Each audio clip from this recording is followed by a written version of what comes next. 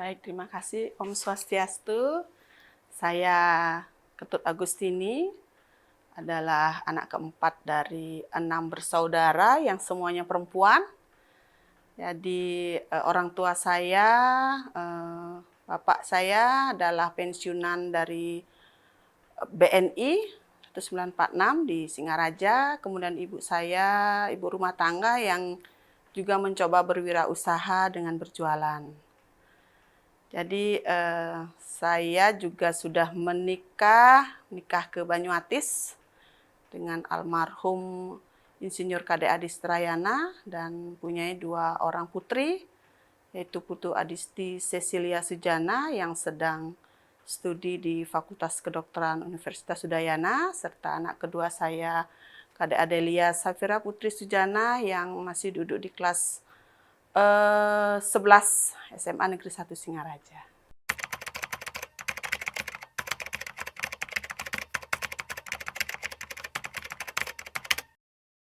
Kebetulan saya waktu kecil sudah diajarkan oleh bapak saya yang menggemari olahraga bulu tangkis. Saya kebetulan ikut dan ternyata bisa berprestasi di bulu tangkis. Jadi ikut klub MKS namanya, menang kalah sehat.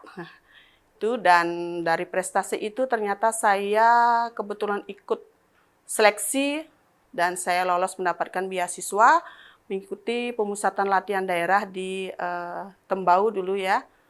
Nah, di sana mengikuti selama 2 tahun. Jadi dari sana ya beberapa prestasi yang bisa saya hasilkan, juara Kejurda Bali, kemudian juara Popsi dulu namanya ya, Popsi Provinsi Bali, dan beberapa juara lainnya juga. Jadi itu prestasi di bidang bulu tangkis. Kemudian itu berhenti saat Tiang menduduki SMA ya, karena saya ingin fokus ke akademik begitu. Jadi saya kebetulan waktu Pelada itu diminta di asrama begitu tinggal. Nah, karena itu fokusnya memang di bidang olahraga dan saya merasa ini mungkin saya harus kembali ke akademik karena dulu rasanya tidak menjanjikan kalau kita fokus ke olahraga gitu ya, sehingga saya kembali balik lagi ke Singaraja, melanjutkan studi saya di SMA Negeri 1 Singaraja.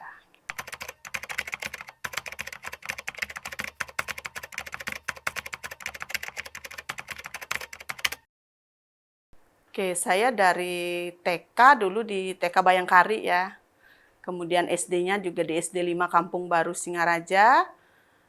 Nah, di SMP ini saya hanya 1,5 tahun SMP saya di SMP Negeri 1 karena tadi ikut memenuhi beasiswa saya mengikuti pemusatan latihan daerah Pelada di itu, saya pindah ke Denpasar sampai lulus SMP. Kemudian ya kembali ke SMA Negeri 1, lulus, kemudian saya melanjutkan studi saya. Pernah sebentar saya studi di Malang, di Universitas Gajayana, swasta di Malang. Namun saya mencoba lagi mengikuti SNMPTN dulu ya. Dan kebetulan lolos, saya diterima di Universitas Airlangga Surabaya di bidang matematika MIPA. Nah, kemudian dari sana bergabung, setelah tamat S1 saya bergabung di Undiksa dan melanjutkan studi saya di Ilmu Komputer Institut Pertanian Bogor. Saya tempuh selama 2 tahun. Kemudian melanjutkan kembali S3 saya di Universitas Negeri Jakarta, bidang teknologi pendidikan. Saya ambil dan selesaikan itu selama 3 tahun.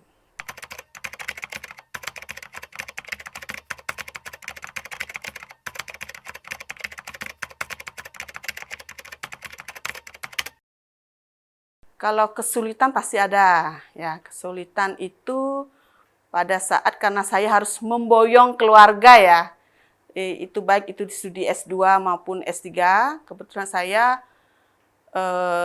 long distance relationship dengan suami, jadi suami saya bekerja di Jakarta, jadi ya saya harus memenuhi semua ini ya dari sisi saya sebagai seorang istri, juga saya harus menempuh pendidikan itu menyelesaikan sesuai dengan waktunya. Jadi di sana tantangan saya dan saya harus bisa menyelesaikan itu.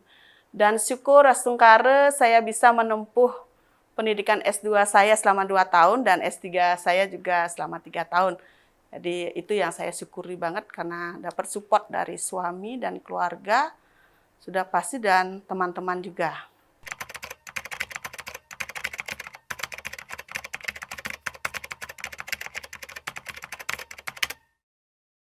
Wah, sangat mendukung sekali. Apalagi keluarga saya perempuan semua. Nah, itu menjadi tantangan karena di masyarakat kan masih ada anak perempuan ngapain sekolah tinggi-tinggi gitu ya. Toh juga akan menjadi seorang ibu rumah tangga begitu ya. Tapi itu saya ingin menunjukkan juga bahwa kita perempuan pun bisa mencapai pendidikan tertinggi. Di samping kita menambah wawasan kita dan sudah pasti pengalaman kita itu akan kita berikan kepada anak kita. Kemudian juga ingin mengangkat nama keluarga ya, sudah pasti ya. Dari ke-6 perempuan itu setidaknya dari orang tua saya bisa menghasilkan nih loh anak saya perempuan toh bisa menunjukkan bahwa samalah dengan laki-laki, bisa mencapai pendidikan yang tinggi dan menjadi seseorang yang bisa dibanggakan. Ya kebetulan saya dulu waktu S2 ya kondisi kondisi keuangan masih belum stabil ya, suami juga masih bekerjanya masih belum stabil ya, support dana sudah pasti ya. Karena kebetulan waktu S2 itu saya mendanai sendiri S2 saya. Jadi itu harus benar-benar disupport dan dengan begitu juga plusnya saya harus cepat-cepat selesai karena membiayai sendiri. Nah, itu yang memicu saya jadinya. Nggak usah lama-lama studi.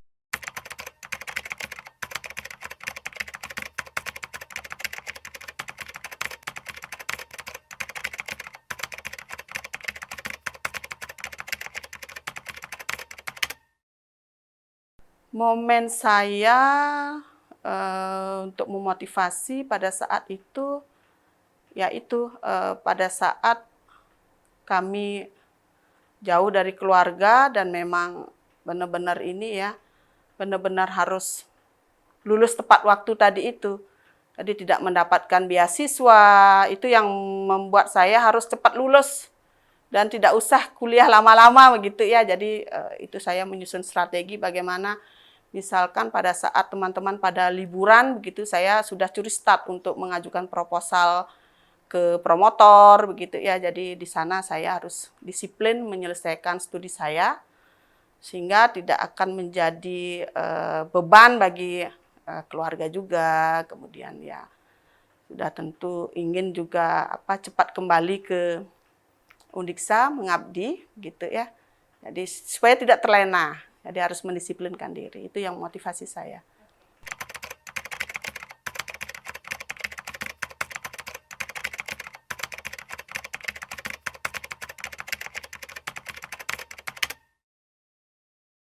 Ya, strategi itu ya.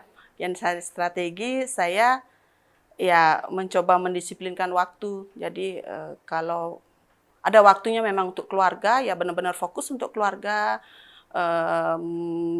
mendampingi anak-anak pada saat studinya. Biasanya kan anak-anak pengen didampingi, itu memang fokus. Tetapi kembali nanti setelah itu kita mendisiplinkan waktu, kembali ke tugas kita menjadi seorang ini ya. Kebetulan dulu waktu studi kan harus menyelesaikan tugas-tugas. Nah itu harus di-manage dengan baik dan memang disiplin kuncinya. Ya, jadi itu artinya juga kita berkomunikasi dengan suami, memahami kondisi saya pada saat itu, ya itu pengertian dari suami yang utama. Kemudian anak-anak juga mereka memahami kalau orang tuanya atau ibunya sendiri sedang menempuh pendidikan yang benar-benar harus disupport. Nah, itu komunikasi inti kuncinya ya. Jadi kalau nggak begitu kan nggak jalan semuanya jadinya. Mereka memaklumi semuanya seperti itu. Ya, sangat mendukung karena kalau saya refleksi kembali, sepertinya suami saya itu mendampingi saya selama studi. Jadi setelah selesai studi, ya meninggalkan saya begitu. Jadi itu yang benar-benar membuat saya harus membuktikan diri.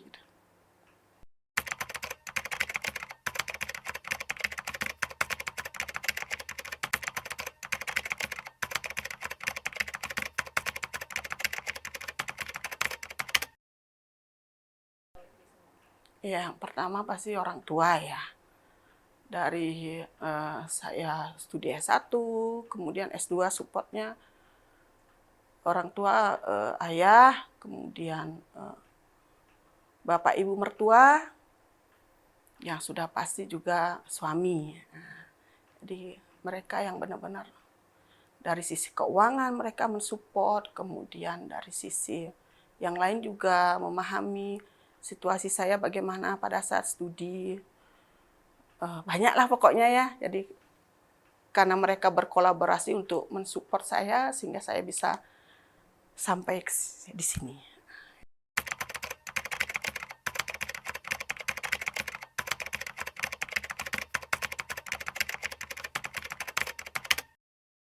Bidang studi itu kan basicnya sebenarnya ke matematika ya, bidang saya S1 matematika.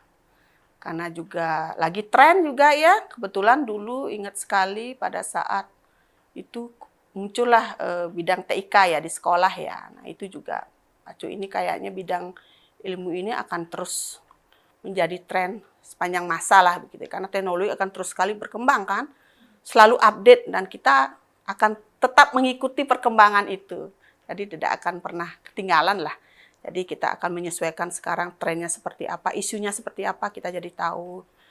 Sampai sekarang pun tetap sehingga update ilmunya selalu begitu, gitu ya.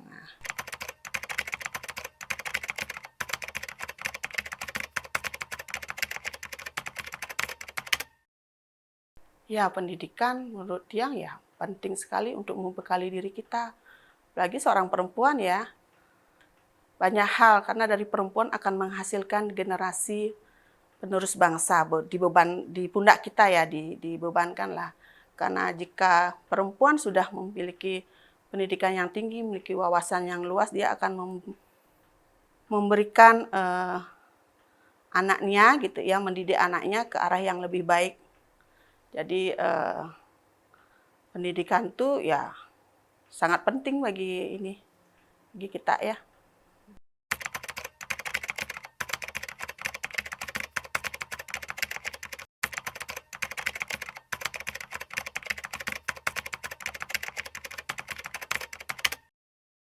Pencapaian guru besar saya sebenarnya saya agak surprise karena seperti mimpi ya, karena begitu cepat saya sendiri belum siap. Loh kok sudah keluar SK-nya begitu, karena prosesnya sangat cepat sekali. Kalau Tiang lihat kan di prosedurnya itu masuk usulan itu kemudian 55 hari sudah keluar SK, saya juga, hah? Kok sudah keluar SK ini sudah menjadi guru? Tidak siap sendiri. Karena kebetulan saya juga pas pengusulan tidak ada revisi begitu ya. Jadi syukur astungkara sekali. Jadi prosesnya cepat ya, benar-benar surprise bagi saya gitu ya. Jadi ya nggak bisa ngomong ada saya nih karena makanya saya gini loh. Kok sudah guru besar secara ini sebenarnya belum siap, tapi ya udah karena begitu cepat prosesnya itu dan memang apa ya? Memang terbukti apa yang disampaikan pada saat pertemuan itu ya. Sekarang prosesnya cepat gitu ya informasinya dan memang saya buktikan sendiri. Lihat di di aplikasi yang diberikan oleh ini, nah, terlihat di sana tahapan-tahapan yang sudah dilewati lolos begitu sampai akhirnya SK sudah diterbitkan yang begitu yang keren. Ternyata cepat juga begitu. Nah, itu benar-benar saya syukurin sekali.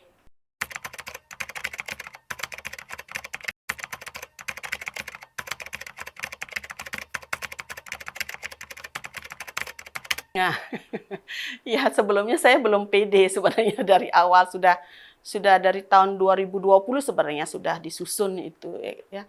Tapi merasa belum siap karena ada beberapa isu yang menyatakan ini artikel dari jurnal begini masih belum ini ya itu. Tapi setelah melihat ada tim percepatan lektor kepala dan guru besar, kebetulan yang diketuai oleh Pak Wayan Widiana, benar-benar memberikan support, ayo coba-coba gitu ya, apa yang kurang, coba saja diusulkan. Dengan support yang sudah tentu support dari Bapak Rektor, setiap bertemu selalu ditanyakan sejauh mana usulannya, seperti itu. Jadi itu yang memotivasi saya juga memberanikan diri untuk mengusulkan itu. Baru memberanikan diri di tahun 2022 ini. di sekitar bulan September itu baru memberanikan diri dan ternyata memang cepat prosesnya.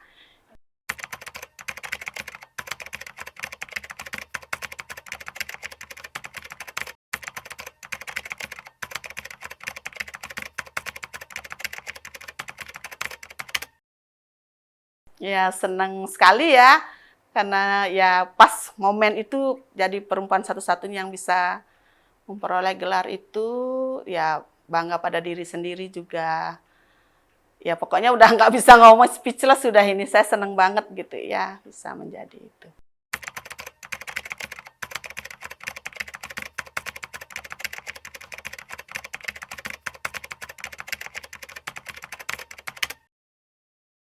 Kesulitannya sebelumnya kenapa saya agak takut-takutan dulu ya, belum pede itu. Pertama itu dulu aturannya ya, aturan yang meminta harus mencari reviewer eksternal. Nah itu saya bingung, kira-kira siapa yang benar-benar bisa membantu nanti mereview jadi dari artikel-artikel yang sudah dipublish. Itu yang prosesnya agak lama mencari. Kemudian saya memberanikan diri mencoba menghubungi mantan dosen saya dulu di UNJ, kemudian akhirnya direspon. Saya mencoba ke sana mencari, kemudian dapat masukan dari Prof. Santiase, mencoba masuk ke Universitas Ahmad Dahlan dulu, ada Prof. Dwi Sulisworo yang menjadi rujukan dari para senior tiang. Nah, di sana akhirnya mendapat hasil review. Nah, selesai mendapatkan hasil review itu ternyata ada perubahan aturan. Nah, aturannya bahwa tidak diperlukan itu lagi. Nah, setelah itulah baru memberanikan diri. Nah, tapi dengan tetap memasukkan hasil review. Nah, di sanalah mungkin karena setelah direview, dicek juga, itu mungkin membuat usulan tiang itu bisa cepat, gitu, cepat masuk.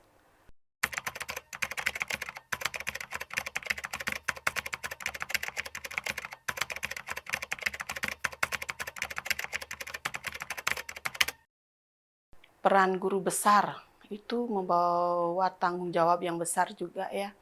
Dari sisi keilmuan, ya bisa berkontribusi banyak terhadap perkembangan ilmu pendidikan gitu ya, sehingga menjadi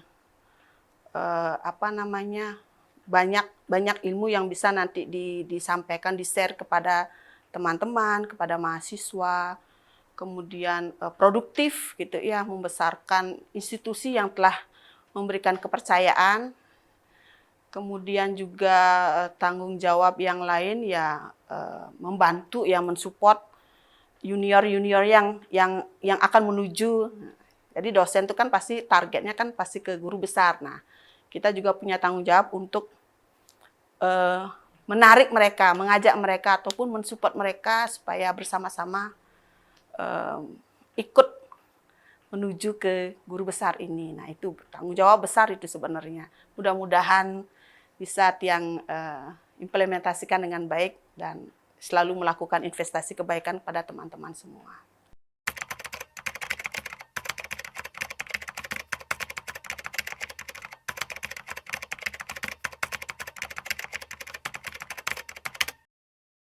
Ya, target pasti ada. Itu yang membuat kita menjadi tertantang, menjadi semangat hidup gitu ya.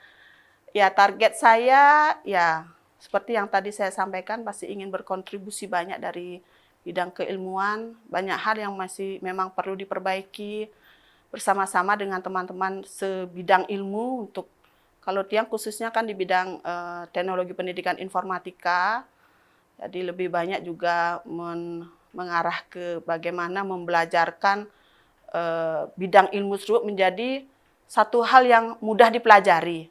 Ya. Nah, di sana tantangan. Jadi hal-hal yang sulit bagi orang-orang sekarang kita coba mencari jalan bagaimana sehingga mudah dipelajari. Nah, itu jadi tantangan saya. Mudah-mudahan bisa diwujudkan semua gitu ya.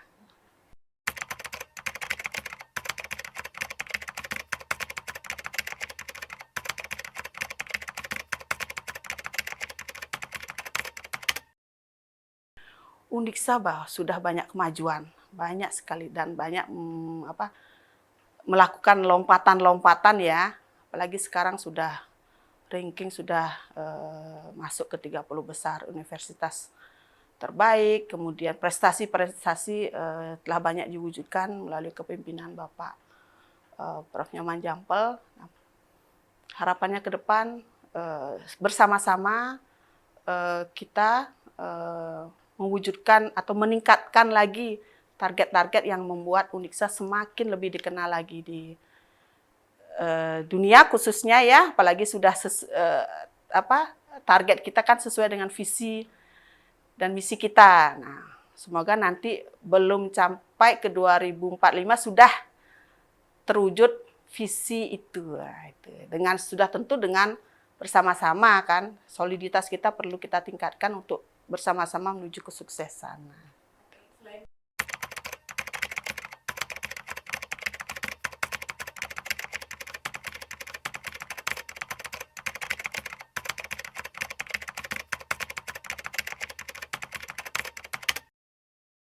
Ya, selain kebersamaan pasti juga ini ya, hal yang mendukung sarana prasarana ini juga perlu ditingkatkan ya. Jadi kebetulan juga di FTK sendiri kan masih masih secara ini kan lingkungannya masih di FTK masih anggap sarana prasarana masih kurang. Nah, mungkin itu perlu ditingkatkan untuk bersama-sama sharing sumber daya juga, sharing berbagai hal sehingga sama-sama jadi ada beberapa fakultas yang kita saling support gitu ya, bekerja bersama-sama untuk mewujudkan dari visi misi kita. Sehingga nanti sudah tentu nanti juga ada kerjasama dengan internasional gitu ya. Dari sana Uniksa itu akan lebih dikenal lagi. Ucapan terima kasih yang sampaikan yang sebesar-besarnya, terutama kepada Bapak Rektor, support-nya memang benar-benar bisa bisa kita lihat begitu ya. Kemudian tim percepatan guru besar dengan itu banyak membantu teman-teman hingga mencapai ke pencapaian ini. Kemudian pasti Bapak Wakil Rektor, Direktur 1, 2, dan 3 support-nya, kemudian para dekan, terutama Dekan Fakultas Teknik dan Kejuruan serta anggota Senatnya, kemudian Senat Lembaga sudah pasti, kemudian ya merujuk kembali pasti ke orang tua, keluarga ya, sudah pasti support-nya, kemudian anak-anak saya, putri saya, kemudian saudara yang selalu mendukung, memberikan lingkungan yang baik, kemudian teman-teman, para sahabat yang baik langsung maupun tidak langsung mendukung ya, di perjalanan karir saya ini. Acara ini diproduksi oleh